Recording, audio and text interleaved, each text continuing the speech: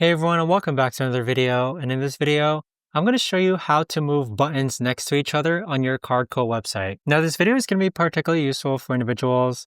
Let's say that you're making your website on Cardco.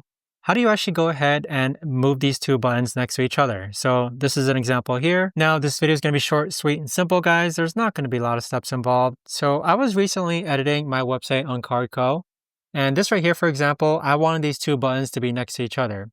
Now, there's two ways you can actually go ahead about doing so. The first way is that you could actually add two different element buttons by clicking on this plus icon and then clicking on button so that both buttons will be on top of each other.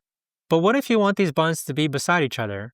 The way that you'll do it is that you'll click on the button element again and then click on add. And then now you can see that there's a button that's been added next to it. So you can say, see me on Amazon. And then there you have it. You've now gone ahead and made the buttons beside each other.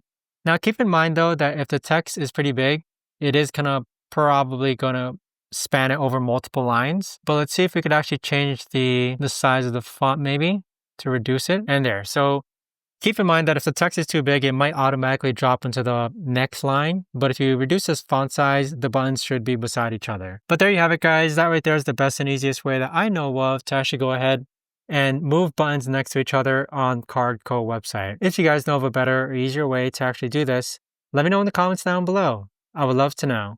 Thanks so much for watching, everyone, and I'll see you guys all in the next video.